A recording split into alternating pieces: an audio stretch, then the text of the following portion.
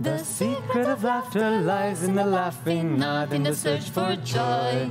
It's a Divine Mother, Divine Mother, Heavenly Father, Heavenly Father, dearest friend, beloved God, Great Masters, great Masters, Jesus Jesus Christ, Christ, Babaji Krishna, Babaji Krishna, Lahiri Mahashaya, Lahiri Mahashaya, Swami Sri Swami Yukteswar, Sri Yukteswar, Paramhansa Yogananda, Paramhansa Yogananda, Saints and sages of all Saints and religions, sages of all religions, we humbly and lovingly bow to we you humbly all. and lovingly bow to you all.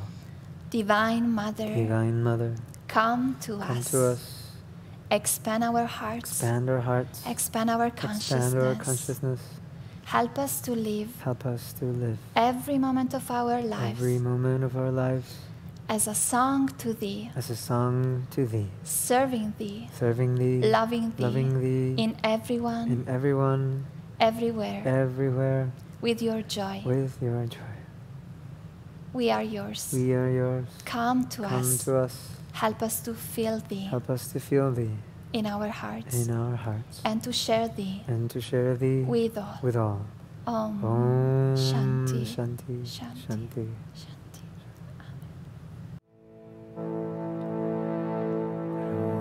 Many lives I've drunk the cup of laughter. No man could tell the pleasures I have known. The stars in the endless sky, if one could count, would come to billions. Yet as vast as are their numbers, so many years I've wandered far from you. Through many lives I've drunk the cup of sorrow. No man could tell the bitter tears I've shed. The drops in the endless sea, if one could count, would come to billions. Yet as vast as are their numbers, so many years I've wandered far from you. Through countless lives I've sought your cup of sweetness, found other cups, yet thirsted evermore. The streams in the hills of time all found their way into a desert. Every noon of bright fulfillment, ere many hours did sink to evening gloom. I long for you in summer and in winter, only for you my heart thirsts day and night. I've learned that the sweetest songs ears ever heard were but your echoes. Lord, at last fill me completely, for nevermore I'd wandered far from you. Lord, at last fill me completely,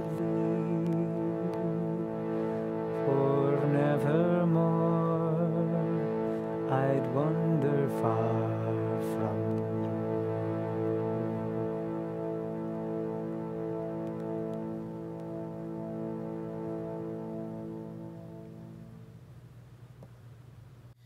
So let's affirm together, first in a loud voice and then softer and softer, in a whisper and then just mentally.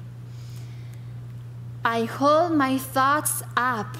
I hold my thoughts up To the calmness within. to the calmness within. In calmness, I receive inspiration In calmness, I receive inspiration from my higher self. from my higher self. Rays of the One Light, weekly commentaries on the Bible and the Bhagavad Gita. So today is, who are true Christians? Truth is one and eternal.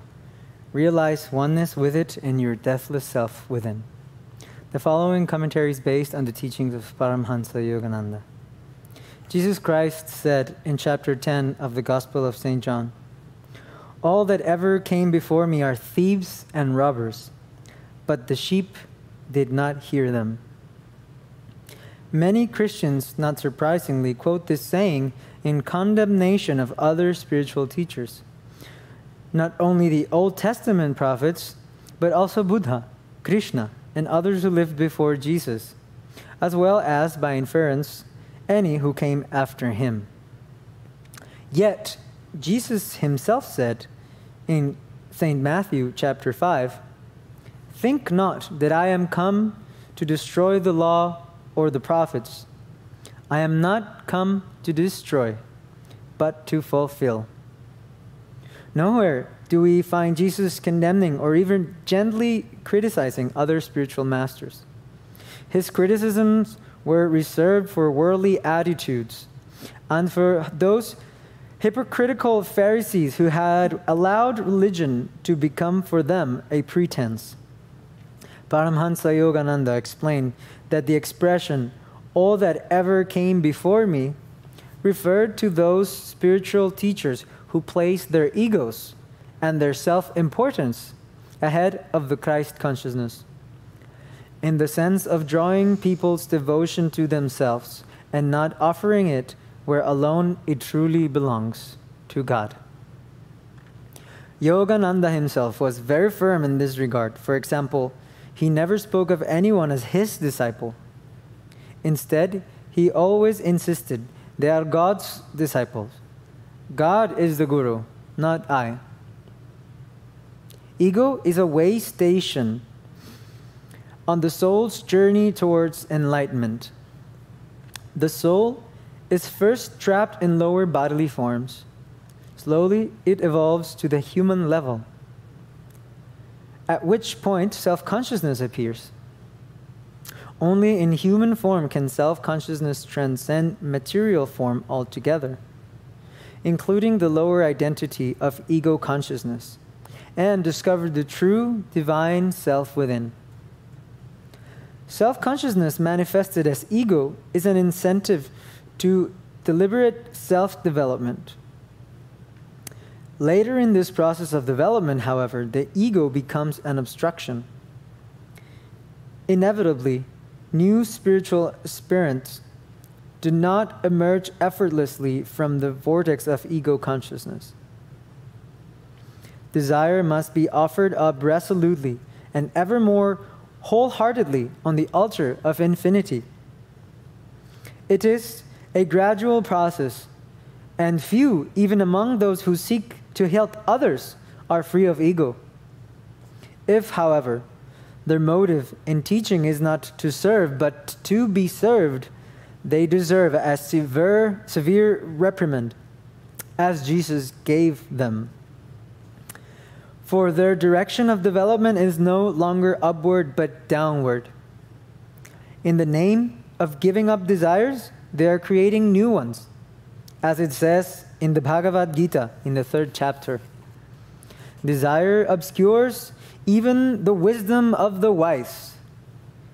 Their relentless foe it is, a flame never quenched. Intellect mind, and senses. These combined are referred to as the seat of desire. Desire through them deludes and eclipses the discrimination of the embodied soul. O Arjuna, discipline your senses, and having done so, work to destroy desire, annihilator of wisdom and of self-realization. Give God the credit for everything you do. See Him as the true doer. Thus, through Holy Scripture, God has spoken to mankind. Om, Om, Om.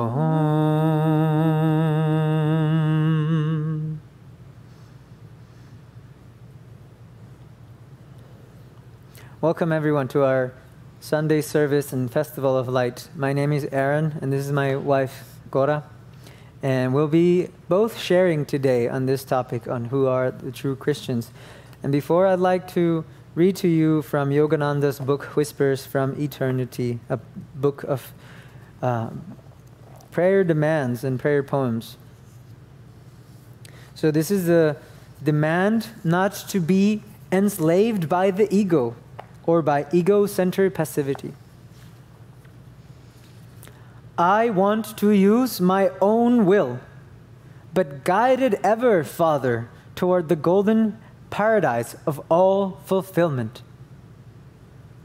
For I would be infinity's smiling child, confident of being imprisoned no longer behind bars of fruitless desires and withered hopes. I would break the shameful cords of lethargy that have presumed to hold me, and step fearlessly into freedom. Released, I now blaze my way through forests of every limitation and delusion. Oh, my little vain ego may strut proudly, but saying, "Behold my glory, worship me." But I will look through its transparent form and behold thine unimaginable beauty, clothed in the subtle form of the whole universe. The silence-tuned hearing of my soul will ignore that tiny boasting masquerader, my little self impersonating thee, and will listen rapturously to the wind-born fragrant music of thine own matchless voice, whispering across the ages, I am He. So, as we saw in the reading, ego-motivated desire is the cause of all suffering, of all delusion. So when we bring our awareness back to ourselves, when the point of reference of our lives becomes our little self, we must suffer. And it's not that we must suffer because God wants us to suffer, but because it is the way that we learn. And you can think about it when you put your hand on a hot stove or on fire and you are burning your hand, it hurts. And that pain will tell you immediately to stop doing that. And this is, of course, to help you understand that if you keep doing that, you will destroy your hand. And thus, it is that pain is helpful for us to learn. But it is very tricky on the world and on the world of desires, because it's not as obvious as it is with this example of the hand in the fire. Because we must suffer the consequences maybe a little bit while after we have fulfilled our desires or indulged in sense pleasure, and not immediately. And so it is that we need to introspect and reflect upon our lives and reflect upon all the things that we have done to truly understand this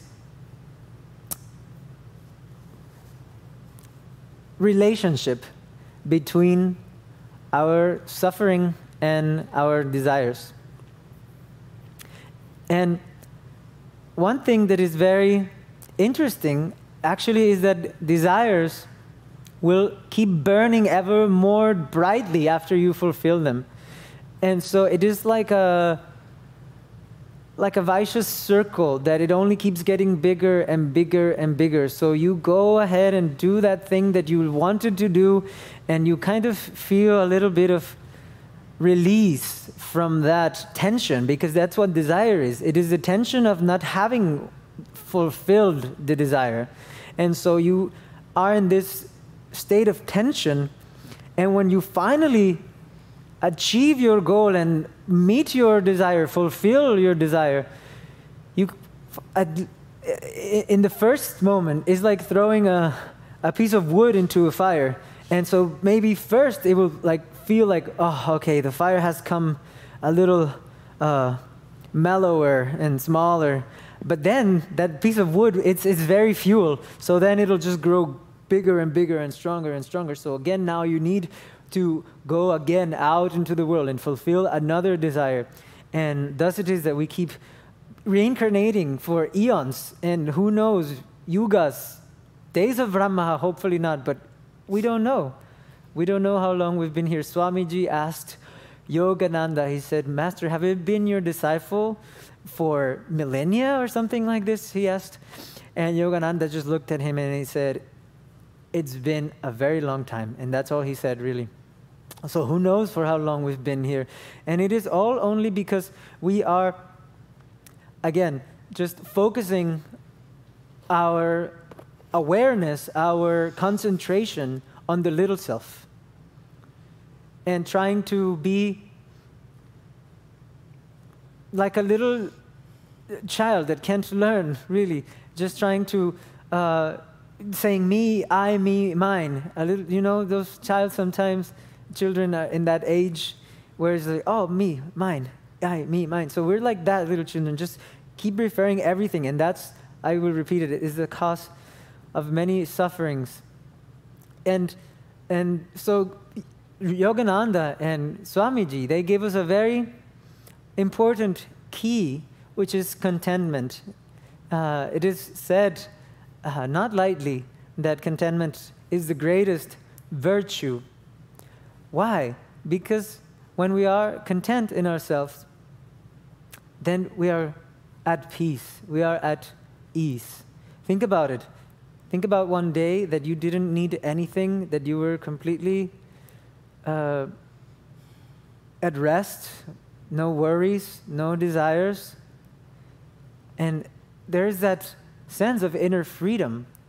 And it's only when we can master that contentment and really root it at a soul level that we can then be free inside, be free in our hearts.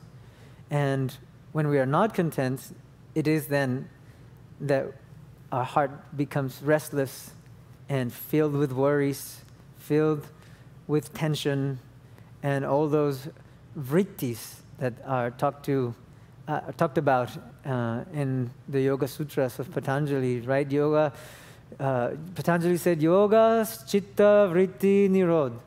Yoga is the neutralization of the vortices of feeling.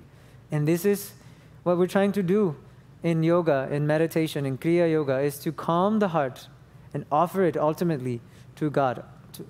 But to be able to perceive His joy, His bliss, there must be that neutralization of vortices.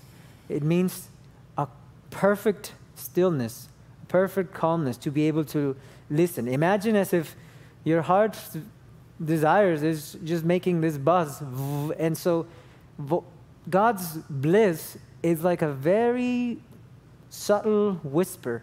And so even if there is the slightest desire in your heart that is buzzing, you won't be able to listen, to hear for God's bliss and to feel it in your being.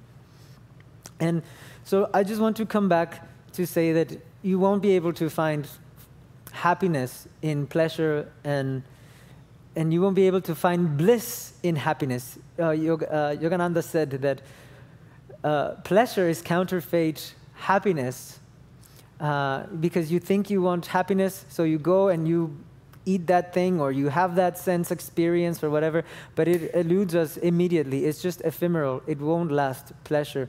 And so man learns that pleasure and pain are only temporary. But so then he has ideas of what happiness must be. And like this Indian who came to America and he said, you know, you Americans proud yourself of being free of all superstitions. Well, I cannot find anything more superstitious than to think that your happiness will be found in material, inanimate objects. Think about this. And this is what we actually do. We try to think that, oh, when I get that thing, I will be happier. And so we have this idea of what happiness is and what happiness should look like. And think about it, that it's all in your own mind. It's all your own idea. It's not actually the thing in and of itself that will make you happy. Otherwise, everyone would be seeking the same thing. Let's say, for example, I don't know, chocolate ice cream. That is something that I enjoy, but many people enjoy. But many don't. Many people don't like ice cream at all. And many people don't like chocolate at all, which I don't understand, but okay. It's very good. Anyway. So this is a proof that some people like chocolate and some people don't like chocolate. And so it is not the thing in and of itself that it's enjoyable. It is your own idea of these things that you enjoy it because you think it's what's going to make you happy. But you can train yourself to like or dislike anything, and this is true. And so it is that then the more refined soul no longer seeks either pleasure or avoiding pain, nor happiness or avoiding mental suffering. But he seeks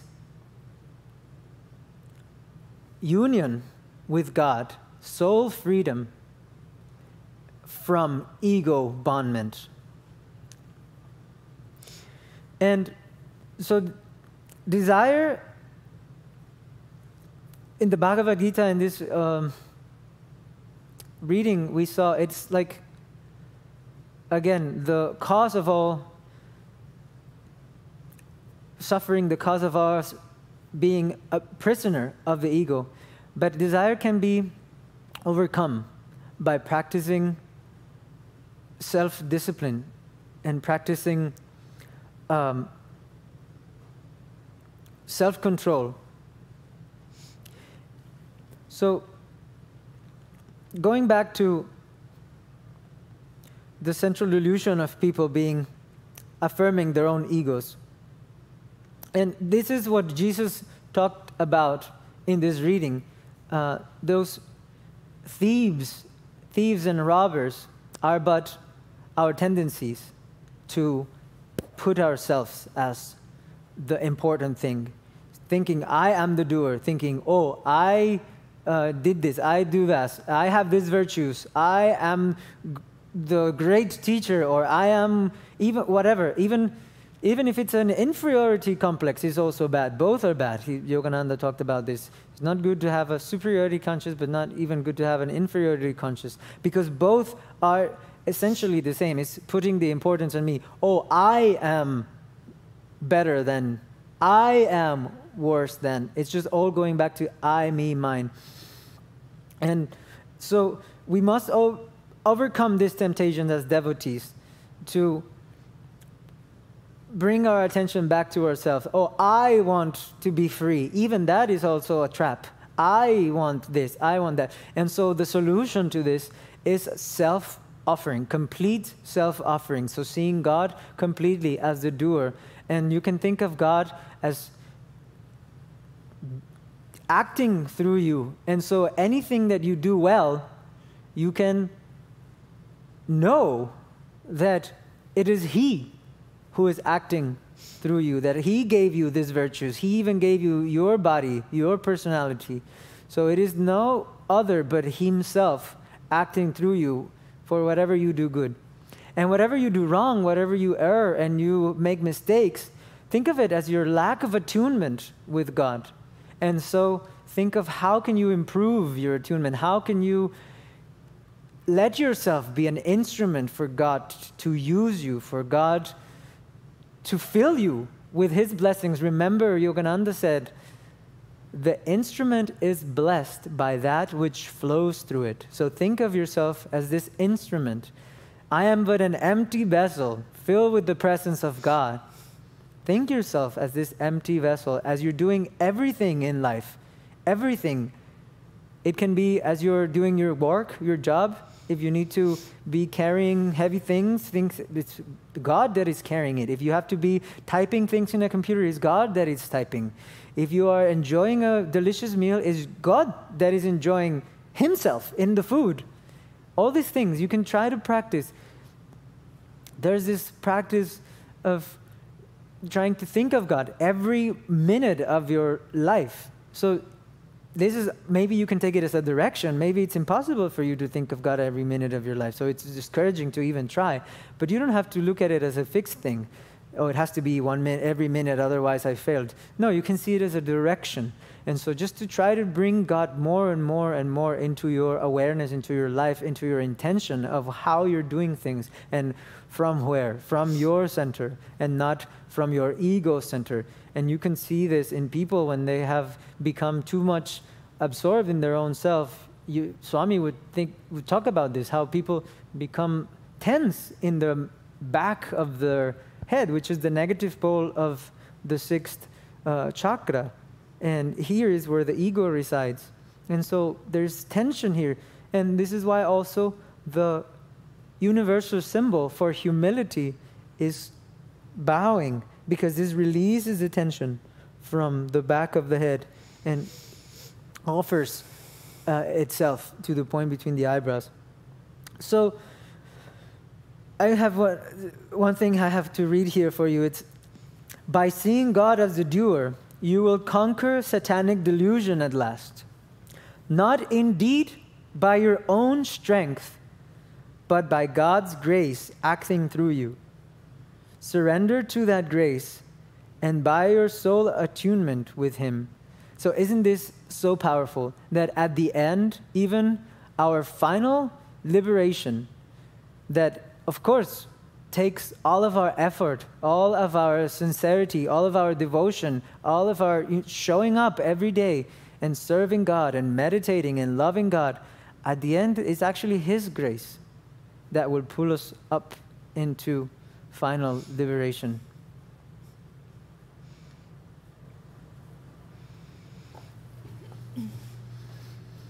Thank you, Aaron. I would like to share with you too.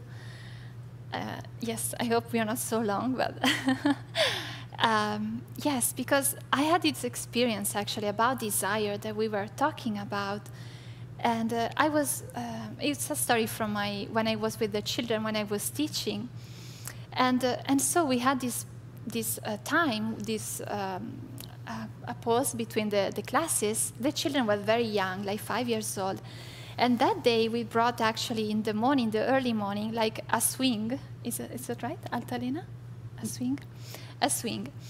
And so it was like something new. So all the children were very excited, and especially one of these children, a boy, yes. And so he was just spending all the time actually in the swing, and he was really, really joyful, more than any time. I was seeing very light inside of him. And he was a difficult child, so it was really, really beautiful for me to see how he was having really a beautiful time. And then we went back in the class, and immediately when we entered, I was looking at him, and I don't know, I felt something like anxiety, and something in his face was completely changed. And I asked him, what is happening? How do you feel? Like, do you want to share something? And he said, oh, Cora, can I just stay here close to the door? Because what is happening if someone is using the swing? Or maybe when we go out, I won't be the first to go in the swing. And it was really contracting. It was like with the face, the heart, it was really visible, the contraction. And I was like struck at that moment. It was like, wow, this is like desire becoming attachment. And it's like joy and pleasure, but very light, becoming suffering. And it was really, really powerful for me just to see the process in this little child. And so I was trying to help him, like to release and just, oh, don't worry, everyone can enjoy. But it was really, really, really powerful to see how we just hang on something that we feel joy, and then we want to just more and more, and just for us, as Aaron was sharing. And so if we can really observe ourselves and just see, oh, this is an attachment that I have, or this is actually creating contraction in myself, it's not really helping me to be free, to feel expansion. So just anything, maybe not anything, as much as you can, just every thought that you have, every action that you do, just feel in your heart. This is like expanding my heart, and it's like contraction. Because really the goal, like where we want to be, like the freedom, the joy that we want to experience, is about union. It's like about expansion and just feeling ourselves in everything. And I want to share an example of this. As Aaron was telling about, just tune yourself. Try to tune to this grace. Try to tune to this power. And it's about a devotee of Ananda that many of us now know, especially because there was a campaign, like writing a letter for him, because he's in prison. He has been in prison for many decades now for something that he hasn't committed. And so there was a call to all of us in Ananda to write a letter to support him, to support his cause. And for me, this was completely new. I didn't know him. So I was thinking, I want to write from my heart, so I really need to know something more about this devotee, this soul. And so I just went and researched a little bit. And actually, there are so many letters that other prisoners wrote for him to support him. And one of them was just so powerful for me. And I want to share this with you. It was about a man he was an atheist. He was really, you can imagine, like after committing something and just feeling guilt and feeling this blame and just being in this environment. I can't even imagine how you could feel in your heart, in your soul. So he was in a very dark moment of his life. And he was together with Johan, like Jairam, his spiritual name, this devotee that I want to share with you. And so, and Jairam is actually meditating and having his exercises, pranayamas, he called them, in the prison, like morning and evening. And so he's really trying to tune to master so deeply. And so he felt that he could do something for this man. So he tried sensitively to approach his soul, because he was an atheist, he was very skeptical, and he was in this dark like bubble around him. And so this man, writing the letter, he shared that actually Jairam saved his soul, because Jairam taught him how to really connect within, just go within and find peace, because it was really not peaceful within this man. And Jairam said to him, you have to expect effective consequence when you meditate, because the spiritual law has the same power and the same effect as physical law. And so this man said, I haven't found like just silence in meditation. I really have found reconciliation. I really found God within myself. So he really saved my soul. And this is already just so powerful and a beautiful example of a disciple. But then he continued the letter, saying that he witnessed something more, that how Jairam was helping a man that was diagnosed with a very severe sickness. So he went for medical checks, and then he came back, and he was sharing that he had this very severe cancer in his brain. And so he actually was going through very severe headaches, and the side was just lower and lower. And so again, it was a case of someone that was not believing in God. He has not this blessing in his life yet. And so Jaram, again, he was trying to just helping him in the way that he could receive that. And so he was starting sharing again about meditation, about energization, and just saying to him, you can manage the life force within you. You can just strengthen your energy, and you can be healed from this. And this man, of course, he just opened himself. Just when we are at the edge, we are really looking for something to help us. He was very receptive, but still he couldn't believe. And so he asked Jaram, do you really believe I can beat this cancer? And Jaram looked at him just in his eyes, and he said, yes. But this man that was witnessing the scene, he said, this yes was so powerful. There was such an energy that I was really struck. I was so impressed. It was just vibrating. And then after this, the man, of course, was practicing daily these techniques. And after a week, he came back from the medical, again, check, and the cancer actually stopped. And actually was shrinking. It was less, like it was smaller. And he continued the practice. And then it was gone. It was healed. It was a miracle. And for me, it's just so powerful. I'm just so thankful to the possibility to read this letter, to know about this life of this devotee. Then in this kind of environment, he's just really a channel for God's light. And he's just tuning to this power flowing through him. And this is what we really want, like to really forget about our little ego, about, oh, what I can do, what I can't do, and just really say yes. You know, this yes with all our faith, because this is all about even just having faith. And then God can flow through us and can realize what we think is impossible if we really believe, if we really just hang on his power, on his love, and just open completely to him. And the goal, like this is like attuning ourselves, being a channel. But sometimes, as I was sharing with you, we feel, oh, I can't do this.